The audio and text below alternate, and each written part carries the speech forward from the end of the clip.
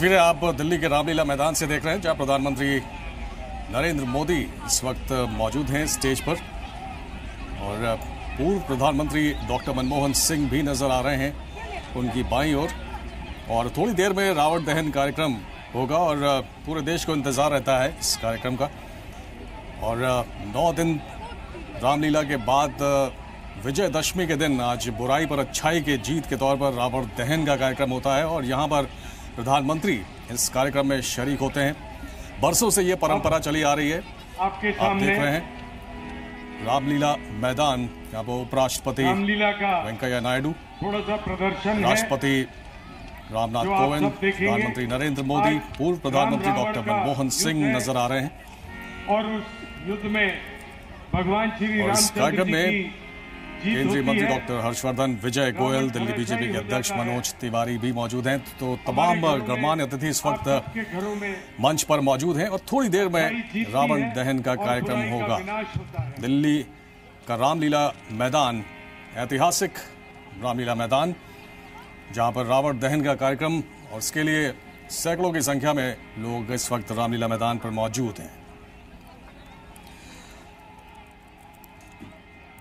बुराई पर अच्छाई की जीत का त्योहार विजयदशमी पूरे देश में धूमधाम से मनाया जा रहा है। रांची की तस्वीरें आप देख रहे हैं, झारखंड की राजधानी रांची, वहां पर रावण दहन का कार्यक्रम हो चुका है। पटना में भी रावण दहन का कार्यक्रम हो चुका है। और फिलहाल जो तस्वीरें आप देख रहे हैं ये दिल्ली के सुभाष मैदान से हैं, जहां पर रावण दहन का कार्यक्रम कुछ ही देर में होने वाला है। रामलीला का जो अंतिम मंचन है वो इस वक्त वहां पर चल रहा है और उसके बाद रावण दहन का कार्यक्रम होगा। पूरे देश में गांव, गली, मोहल्ले में ही नहीं बल्कि विशाल मैदानों में भी रावण दहन का कार्यक्रम होता है। और दिल्ली के रामलीला मैदान पर खास तौर पर सबकी निगाहें होती हैं। रावण, कुंभकर्ण, मेघनाथ, 3 पुतले लगाए जाते हैं और इनकी ऊंचाई भी जो है हर साल बढ़ती ही जाती है। तो देश की राजधानी दिल्ली के लाल किला मैदान में रावण दहन का कार्यक्रम, और इससे पहले पीएम ने राम लक्ष्मण की आरती भी उतारी। थोड़ी देर पहले प्रधानमंत्री नरेंद्र मोदी राम लक्ष्मण की आरती उतारी थी।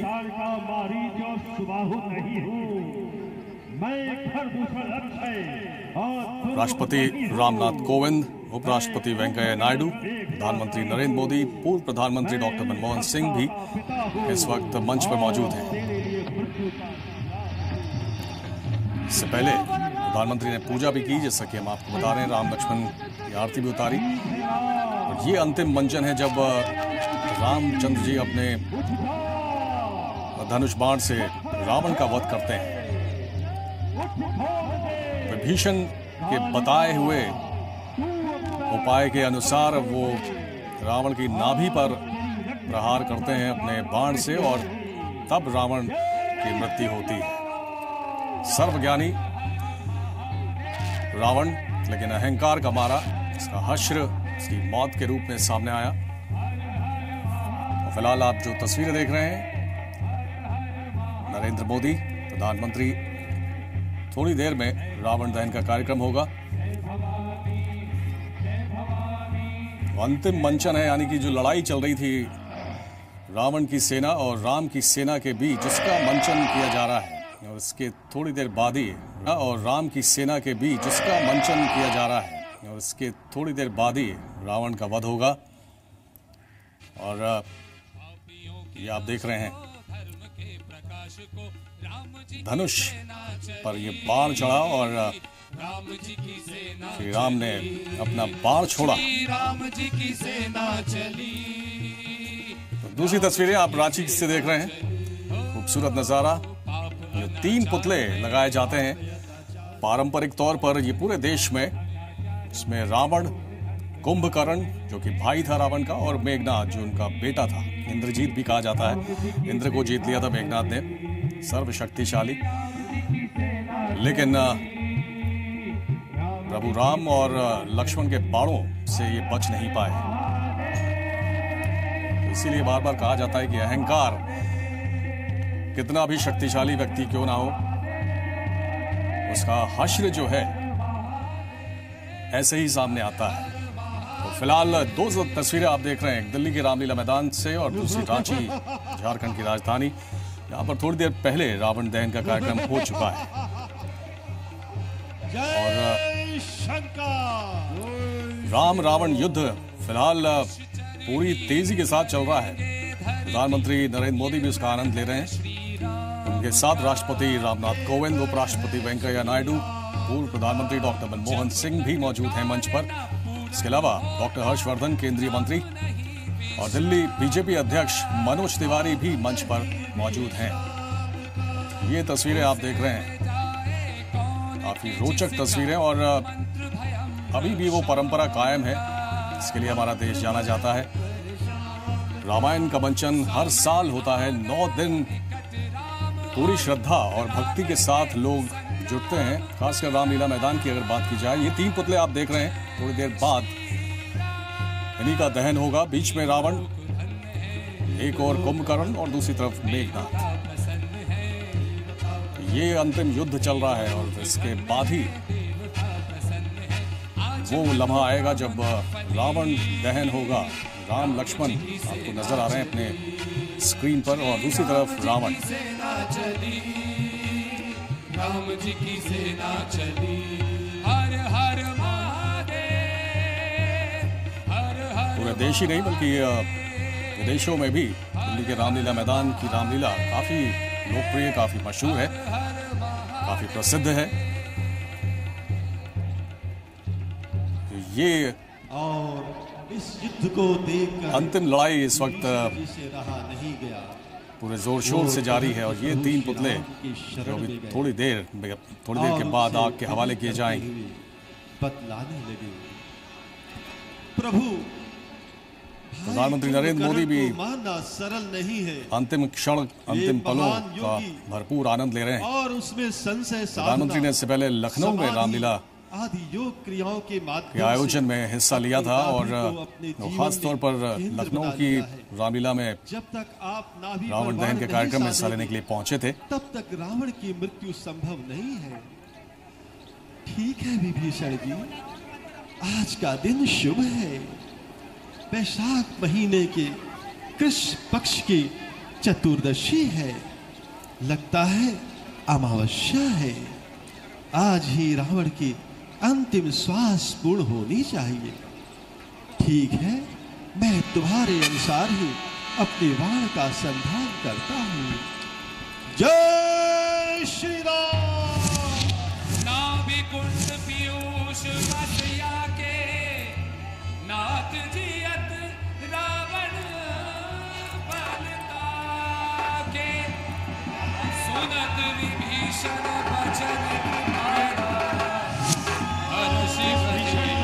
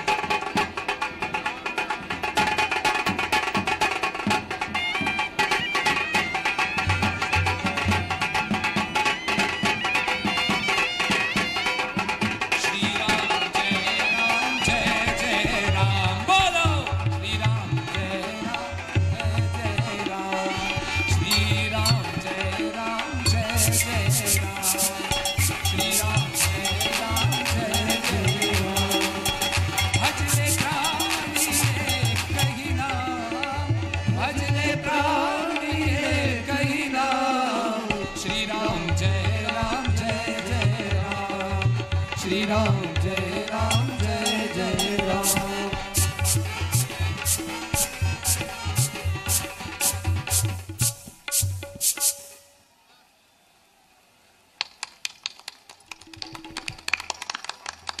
जय श्री राम।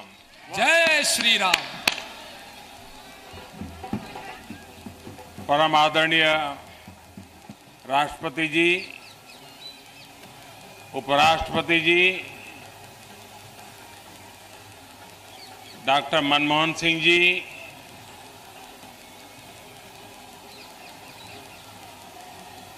मंत्रिपरिषद के मेरे साथी, मंच पर विराजमान सभी महानुभाव, श्रीमती गोविंद जी, आप सबको विजयादशमी के पावन पर्व पर बहुत बहुत शुभकामनाएं।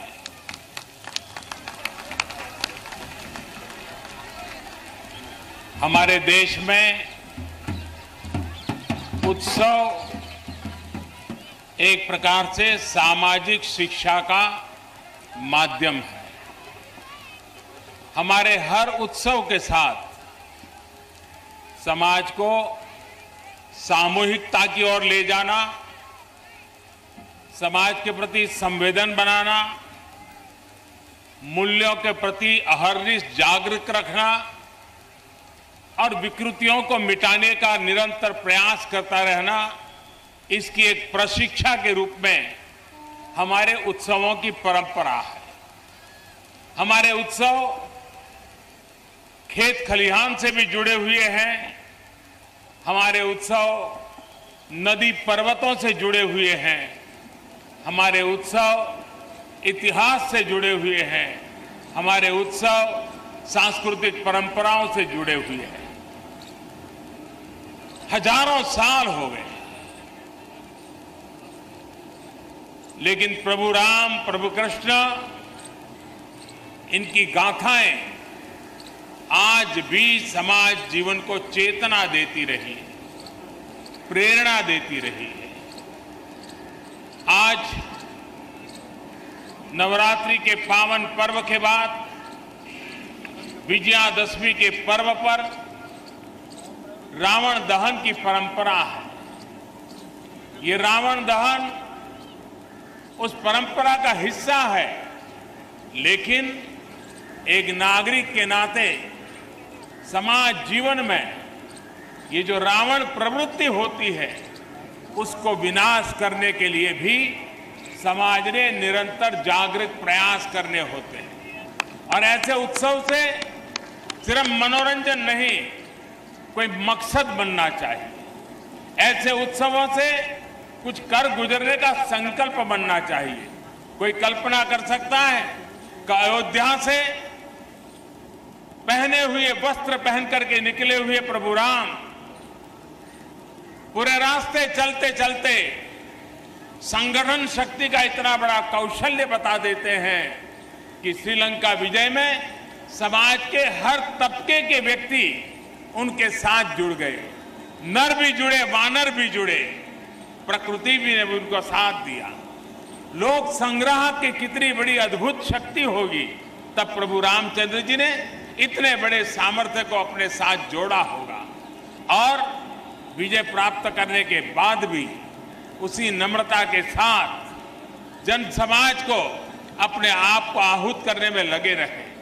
ऐसे आज विजयादशमी के पर्व पर हम भी संकल्प करें कि 2022 जब भारत आजादी के 75 वर्ष मनाएगा, हम भी कोई संकल्प करें, हम भी कोई सिद्धि के लिए रास्ता चुने और 2022 तक एक नागरिक के नाते देश को कुछ न कुछ सकारात्मक योगदान दें, कुछ न कुछ कंट्रीब्यूशन करें।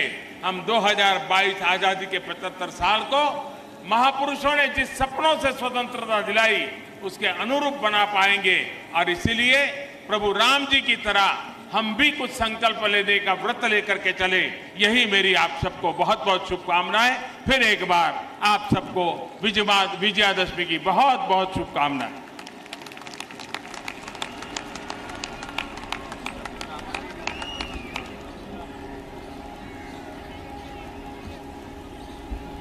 बंधुओं, आदरणीय प्रधानमंत्री जी ने बहुत अच्छा संदेश हम सबको दिया है। मैं अब माननीय राष्ट्रपति जी से अनुरोध करूंगा कि वो हम सबको अपना शुभ आशीर्वाद प्रदान करें। दशहरा के उत्सव पर यहाँ प्रमुख रूप से उपस्थित उपराष्ट्रपति श्री एम वेंकैया नायडू जी, प्रधानमंत्री श्री नरेंद्र मोदी जी, पूर्व प्रधानमंत्री डॉक्टर मनमोहन सिंह जी, मंच पर उपस्थित सभी गणमान्य अतिथिगण, देवियों और सज्जनों,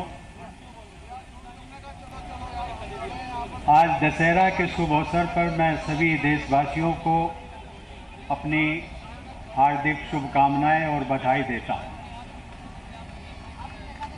हम सब लोग जानते हैं कि दशहरा अच्छाई की बुराई पर विजय का उत्सव मनाने का पर्व है। हम सब लोग ये भी जानते हैं कि ये नैतिकता और सदाचार की विजय और अनैतिकता की पराजय का भी पर्व है। प्रभु राम के जीवन आदर्श आज पूरी मानवता के लिए अत्यधिक प्रासंगिक है। प्रभु राम के आदर्शों को हम सब लोग जानते हैं, मानते हैं, लेकिन मुझे लगता है उन आदर्शों की सार्थकता तभी कामयाब होगी जब हम सब लोग उन आदर्शों को अपने आचरण में भी ढालने का प्रयास करें। इस समय मुझे प्रभु राम के जीवन से जुड़ा हुआ एक प्रेरणादायी प्रसंग याद आता है, जिसे मैं आप सबके साथ साझा करना चाहता हूँ। जिस समय राम सेतु का निर्माण कार्य चल रहा था, हनुमान जी के नेतृत्व में नल, नील, जामवंत, बानर और उनके तमाम सहयोगी सब मिलकर पत्थरों को तोड़कर सेतु निर्माण में लगे थे। उसी समय वहाँ पर कुछ गिलहरियाँ प्रभु राम के पास आती हैं और कहती हैं कि सेतु के निर्माण का कार्य राष्ट्र के निर्माण का कार्य है और इसमें हम सब गिलहरियाँ भी अपना योगदान देना चाहती हैं। प्रभु राम बड़े प्रसन्न हुए और उन्होंने उन सभी गिलहरियों को अनुमति दी। वे सभी गिलहरियाँ धीरे धीरे पत्थर के छोटे छोटे कणों को लेकर सेतु के निर्माण में अपना योगदान देने लगी। लेकिन उसी समय हनुमान और उनके सभी सहयोगियों ने प्रभु राम से इन गिलहरियों की शिकायत करते हुए कहा कि प्रभु, ये गिलहरियाँ सेतु निर्माण में सहायक नहीं बल्कि बाधक हैं, क्योंकि हम सबको इस बात का ध्यान रखना पड़ता है कि हमारे पैरों के नीचे कुचल ना जाए। प्रभु राम ने उसी समय गिलहरियों को बुलाकर पूछा, तुम सब इस काम में क्यों लगी हो? तुम्हारे कारण इस सेतु निर्माण में विलंब हो रहा है। इस पर गिलहरियों ने निवेदन किया कि प्रभु, आप ही ने जब इस सेतु के निर्माण के प्रारंभ के दिनों में पूरी बानर सेना को ये प्रेरणा दी थी कि ये सेतु का निर्माण राष्ट्र की अस्मिता और गौरव को संरक्षण और बचाने का कार्य है, इसलिए ये सेतु का निर्माण भी राष्ट्र का निर्माण है। और इसीलिए हम लोगों ने एक निर्णय लिया कि हम भी इसमें अपना छोटा सा योगदान देंगे और इसीलिए हम सब गिलहरियाँ अपनी जान को जोखिम में डालकर भी इस कार्य में लगे हैं। ऐसा सटीक उत्तर सुनकर वहाँ सभी लोग स्तब्ध रह गए। इस प्रसंग से हम सबको यही सीख मिलती है कि कोई भी काम या कोई भी व्यक्ति छोटा नहीं होता है। यदि हम सब अपने हर काम और जिम्मेदारी को निष्ठा, ईमानदारी, प्रामाणिकता तथा इस बोध के साथ करें कि यह काम राष्ट्र हित के लिए है और प्रभु राम के जीवन आदर्शों के अनुरूप है, तो मैं समझता हूँ कि हमारा हर काम राष्ट्र निर्माण में योगदान की भूमिका अदा करेगा।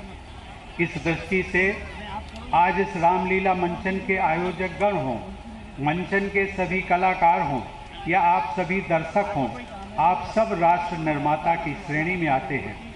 आइए हम सब राष्ट्र के प्रगति और विकास के लिए एकजुट होकर काम करें तथा अस्वच्छता, भ्रष्टाचार, गरीबी, अशिक्षा और आतंकवाद जैसी बुराइयों पर विजय प्राप्त करें। मैं पुनः सभी देशवासियों को विजयदशमी की शुभकामनाएं और बधाई देता हूं। धन्यवाद। जय हिंद।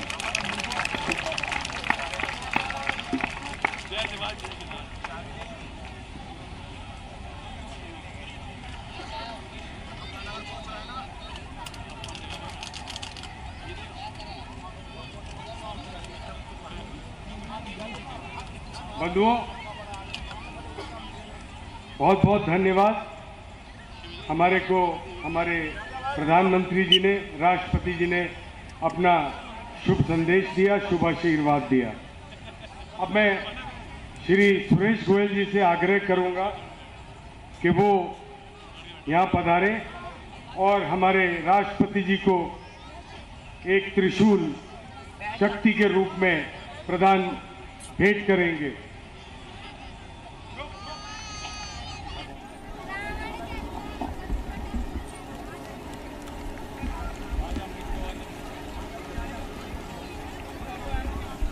आग्रह करूंगा अतुल गुप्ता जी से कि वो आकर माननीय उपराष्ट्रपति जी को एक फरसा भेंट करेंगे।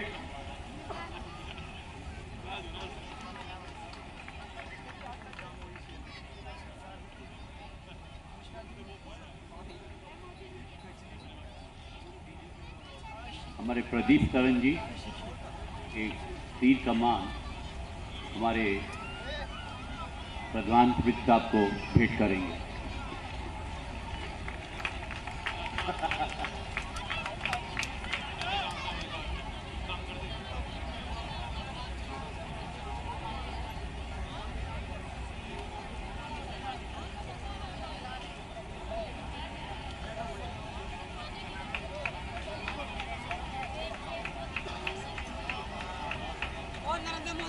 मोदी जी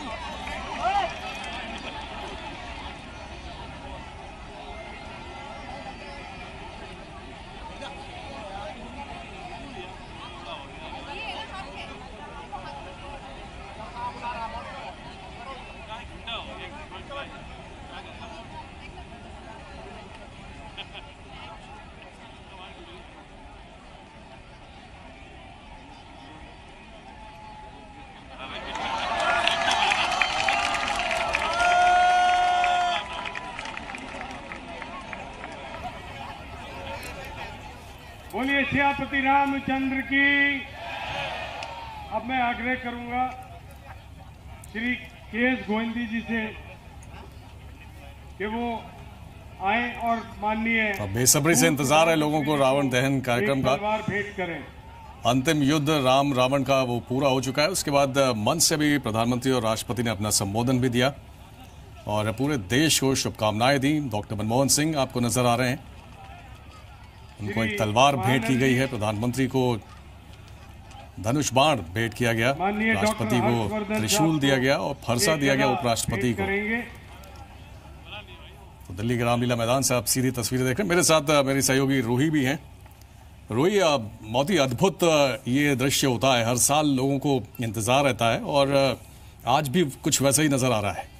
जी बिल्कुल, हर साल हम इस त्योहार का बेसब्री से इंतजार करते हैं और ये त्योहार एक मैसेज लेकर आते हैं, कुछ न कुछ मैसेज देकर आते हैं। जैसे कि प्रधानमंत्री और राष्ट्रपति ने भी कहा कि हम निष्ठा से अगर कोई काम करें तो जरूर हम सफल होंगे और आशा करते हैं कि जब ये हम इन त्योहारों से एक मैसेज लें और आगे बढ़े लाइफ में कि किस तरीके से सच्चाई की जीत हमेशा होती है। बिल्कुल, प्रधानमंत्री ने बहुत सारी बातें की। उन्होंने कहा कि उत्सव जो है वो सामाजिक शिक्षा का माध्यम है, विकृतियों को मिटाने की परंपरा जो बरसों से चली आ रही है, ये उत्सव जो है कहीं ना कहीं वही दिखाता है। मनोज तिवारी को आप देख रहे हैं, उनको गदा प्रदान की गई है। प्रधानमंत्री ने यह भी कहा कि उत्सव खेत खलियान, नदी, पर्वत, इतिहास और सांस्कृतिक परंपरा से जुड़े हुए हैं। उन्होंने बहुत सारी बातें की। हजारों साल से प्रभु राम की गाथा हमें प्रेरणा देती रही है और यही वजह है कि हर साल इसका मंचन पूरी शिद्दत के साथ किया जाता है। पूरे देश में इसका मंचन होता है रोही। और एक बात जो उन्होंने बहुत ही खास की वो ये कि प्रभु राम अयोध्या से श्रीलंका तक गए तो ये कहीं ना कहीं एक संगठन शक्ति जो उन्होंने दिखाई है कि उनकी सेना में नर भी थे, वानर भी थे। कहीं ना कहीं ये दिखाने की कोशिश है कि समाज का हर तबका उस सेना में उनके साथ था। तो ये एक अद्भुत चीज़ है और हमें बहुत प्रेरणा देती है, बहुत सिखाती है कि आप कैसे साथ लेकर पूरे देश को चल सकते हैं। और ये तस्वीरें आप देख रहे हैं, ये तस्वीर लव कुश मैदान की है जहां पर अमित शाह पहुंचे हैं रावण दहन के लिए। और आप देख सकते हैं कि रावण का दहन हो चुका है लव कुश मैदान में। अमित शाह पहुंचे हैं इस मैदान में और रामलीला मैदान पर बहुत अच्छा मैसेज दिया है हमारे वाइस प्रेसिडेंट ने कि हर त्योहार एक प्रेरणा लेकर आता है, सबका एक सिग्निफिकेंस है और हम एक परंपरा का हिस्सा रहे हैं। बिल्कुल बिल्कुल। और आप देख रहे हैं कि अभी मेघनाथ को दहन किया गया है, मेघनाथ का दहन किया गया है। रावण और दूसरी तरफ कुंभकर्ण रावण का भाई था जो कि 6 महीने बताया जाता है कि सोता था रोही। और इतना शक्तिशाली था कि जब उसको उठाया गया और वो आया तो उसको देखकर पूरी वानर सेना डर के मारे भाग गई। उसके पैर के नीचे अगर कोई आ जाए तो कहते हैं कि हजारों लोग पैर के नीचे ही आ जाते थे। तो कितना शक्तिशाली था उसका अनुमान हम लगा सकते हैं। और इतनी शक्तिशाली होने के बावजूद भी आखिर उसका हश्र क्या हुआ? हश्र क्या हुआ? यही कहते हैं कि जब अगर अहंकार आप में, आप कितने भी शक्तिशाली क्यों ना हो, तो हश्र आपका यही होता है जो रावण का हुआ है, जो कुंभकर्ण का हुआ है। हालांकि कहीं ना कहीं इतिहास में ये बात भी कही जाती है कि कुंभकर्ण ने समझाने की भी कोशिश की थी रावण को। उनकी वाइफ जो थी मंदोदरी, उन्होंने भी समझाने की कोशिश की थी, लेकिन रावण को समझ में नहीं आया और उसकी आंख पे पट्टी बंधी हुई थी और उसका हश्र क्या हुआ हम सभी जानते हैं। जी बिल्कुल। तो फिलहाल इंतजार है रावण दहन का।